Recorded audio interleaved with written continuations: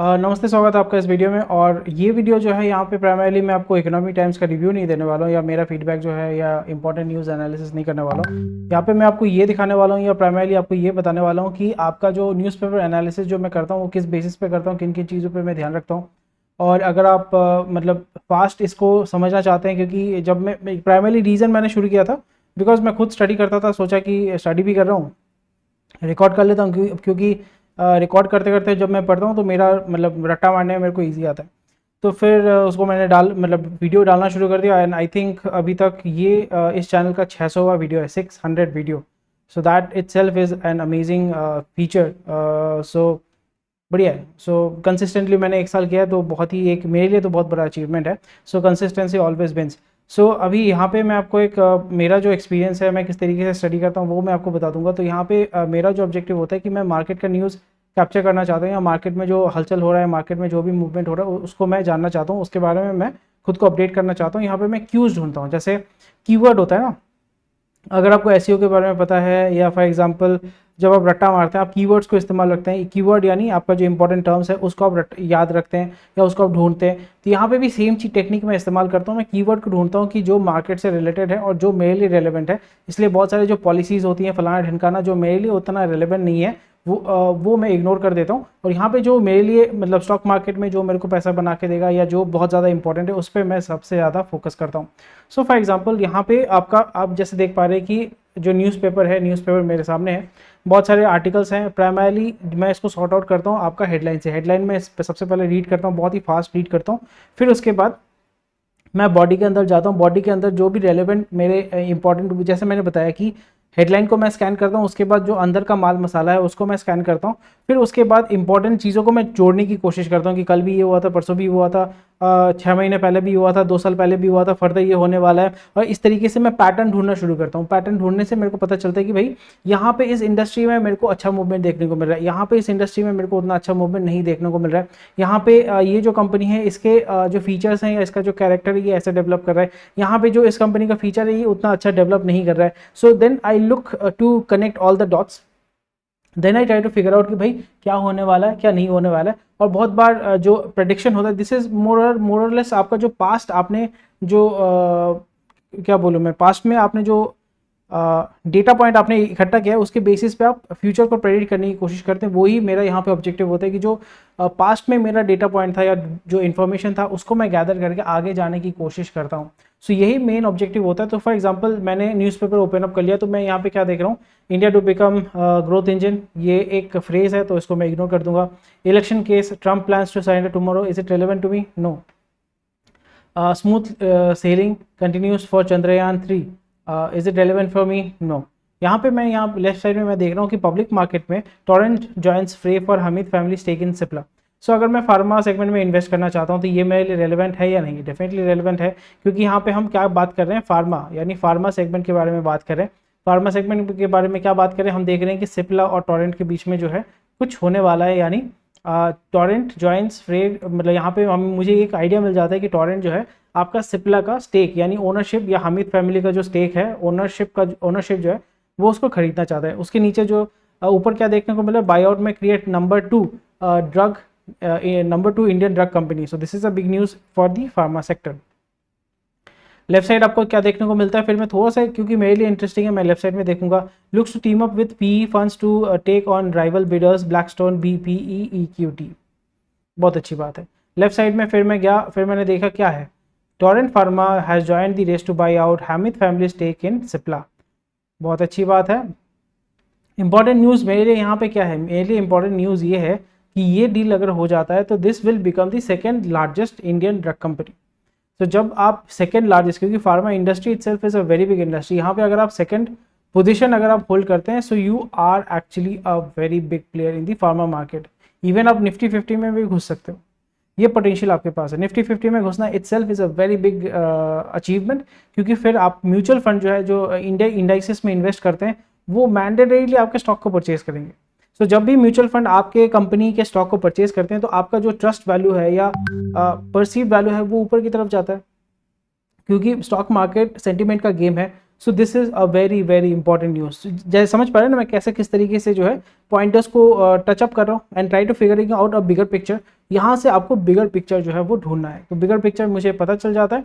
फिर यहाँ पे मैं देखता हूँ कि सन फार्मा, ऑलरेडी मैंने इसके बारे में बात किया था, सन अभी जो लार्जेस्ट ड्रग मेकर है, मुझे ये एक इन्फॉर्मेशन मिल गया, अगर मुझे पता नहीं था, कि Sun Pharma is also the biggest pharmaceutical company और pharmaceutical manufacturer in India in terms of revenue, it is the largest.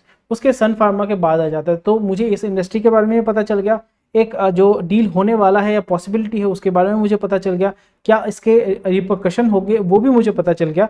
तो इसी तरीके से जो है आप इसको रीड करते हो। तो पहला न्यूज़ जो है मैंने रीड आउट कर दिया। अभी मैं मूव करूंगा टू दी नेक्स्ट न्यूज़। फिर यहाँ पे मैंने देखा कि CaratLane contests ED notice alleged FEMA violation. क्या ये पब्लिक मार्केट से रिलेटेड है? नहीं, पर ये टाइटन के साथ रिलेटेड है, क्योंकि टाइटन इसको परचेज कर रहा है और फिर टाइटन जो है मार्केट से पैसा उठाएगा। इसका जो परचेज इसने किया इसको कंपेंसेट करने के लिए, इसके लिए जो कैपिटल रेज करने के लिए वो मार्केट में फिर से फंडिंग उठाएगा। So it is relevant for the Titan stock. तो अगर मैं टाइटन में इन्वेस्टेड हूँ then I will be interested. If I am not interested in invested in Titan so I will not be interested. और उसी तरीके से यहाँ पे मैं क्या देख रहा हूँ, banking liquidity slips into deficit on RBI move. क्या ये इंपॉर्टेंट है? डेफिनेटली इंपॉर्टेंट है, क्योंकि यहाँ पे बैंकिंग सेक्टर जो है वो आरबीआई जो भी काम करता है, कोई भी मूवमेंट करता है, कोई भी पॉलिसी लाता है, कोई भी रेट हाइक करता है, उसके वजह से पूरा बैंकिंग सेक्टर जो है हमारा it goes through a ripple effect. Butterfly effect आपने सुना होगा, रिपल इफेक्ट आपका होता है यहाँ पे।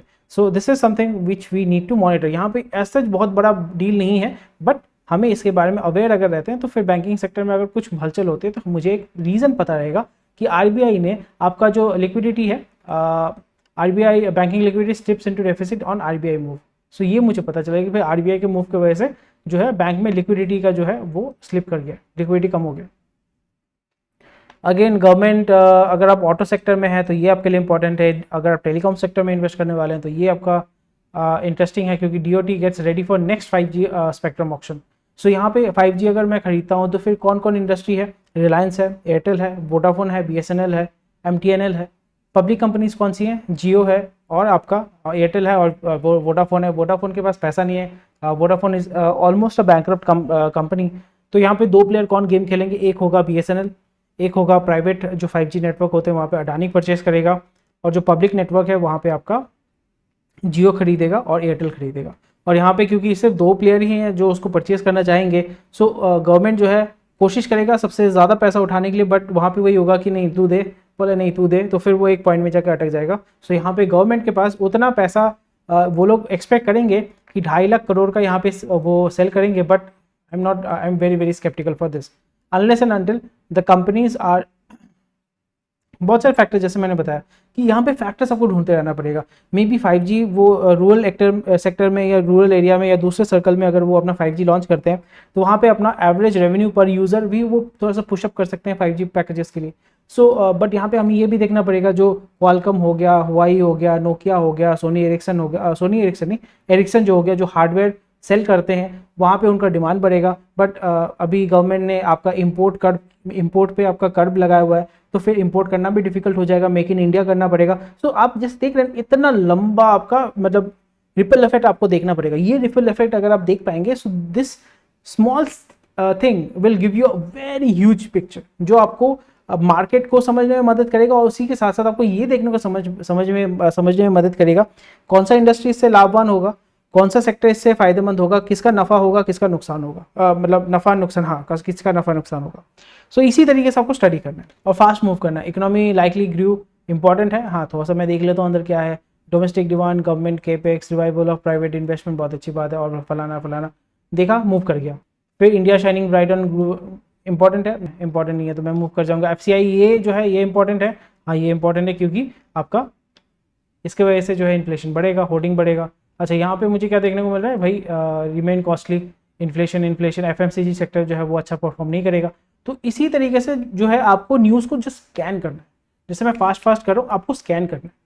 जस्ट मतलब ऐसे करोगे ना आपका विद इन 10 मिनट्स पूरा न्यूज़पेपर आप मतलब चूस लोगे, विद इन 10 मिनट्स चूस लोगे। And it's more about practice, speed reading जिसको बोलते हैं ना, ये मेरे लिए स्पीड रीडिंग है। और इसी तरीके से मैं डेली प्रैक्टिस करता हूँ स्पीड रीडिंग। और यहाँ पे फिर मैं जब बोलता रहता हूँ तो मेरे दिमाग में भी वो घुस जाता है, अच्छा यहाँ पे ये हुआ था, अच्छा वहाँ पे ये हुआ था, अच्छा वहाँ पे ये हुआ था, तो ये अंदर में घुस जाता है। ये खोपड़ी में, मतलब वो होता है ना जब आप पढ़ा के सीखते हो तो आपके खोपड़ी में घुस जाता है। तो फिर ये हो गया कि वो हो गया, मतलब जस्ट विजुअल मेमोरी हो गया अपना, ये मेरे को बहुत ही ज़्यादा तगड़ा हेल्प करता है। फिर पॉलिटिक्स को तो मैं अवॉइड करता हूँ, बट स्टिल अगर आप बैंकिंग सेक्टर के लिए कोई भी एग्जाम के लिए प्रिपरेशन कर रहे हैं, so that might be relevant for you. So इसी तरीके से यहाँ पे मैं स्कैन करता हूँ, जो मोटा मोटा हेडलाइन है मैं उसको ज़्यादा फोकस करता हूँ, देखता हूँ कि मेरे लिए रेलिवेंट कुछ है या नहीं। अगर मुझे रेलिवेंट मिलता है तो फिर इसी तरीके से मैं स्टडी करता हूँ। आई होप आपको समझ में आ गया होगा। मे बी 11-12 मिनट का वीडियो बनाए and I hope this was helpful. मुझे लगा कि ऐसा एक वीडियो बनाना चाहिए। मेरा जो स्टाइल है वो मैं आपके साथ शेयर करना चाहता था। सो thank you for watching this video. कोई भी क्वेश्चन कोई कमेंट सेक्शन में मुझे बता सकते हैं and please join our Telegram group, जहाँ पे आपको रेगुलर अपडेट्स मिलते हैं। और आप हमारे वेबसाइट में जाके रजिस्टर भी कर सकते हैं, तो फिर आपका नंबर अगर हमारे डेटाबेस में रहता है तो कभी भी अगर कुछ वेबिनार या कुछ होता है लाइव कुछ भी होता है तो फिर आपको मैं अपडेट दे पाऊंगा इंस्टेंटली। तो फिर आप वहाँ पे डायरेक्टली जुड़ सकते हैं, टेलीग्राम से भी जुड़ सकते हैं, और वहाँ पे जो फ्री रजिस्ट्रेशन फॉर्म है वहाँ पे भी जाके आप रजिस्टर कर सकते हैं। So thank you for watching this video. Take care, bye bye, जय हिंद एंड खुश रहिए, स्वस्थ रहिए, मस्त रहिए। और चंद्रयान आज जो है लैंड कर चुका है, so it's a very big moment for us, for Indians, कि हम लोग जो है जहाँ पे दूसरे देश बोलते हैं कि भाई यहाँ पे अभी भी रास्ते में हकते हैं, नंगे घूमते हैं, तो हम चांद तक पहुँच गए बट आप नहीं पहुँच पाए। So something which they should look into and it's a very proud moment for us being an India. So खुश रहिए, स्वस्थ रहिए, मस्त रहिए। कल मिलते हैं आपके साथ।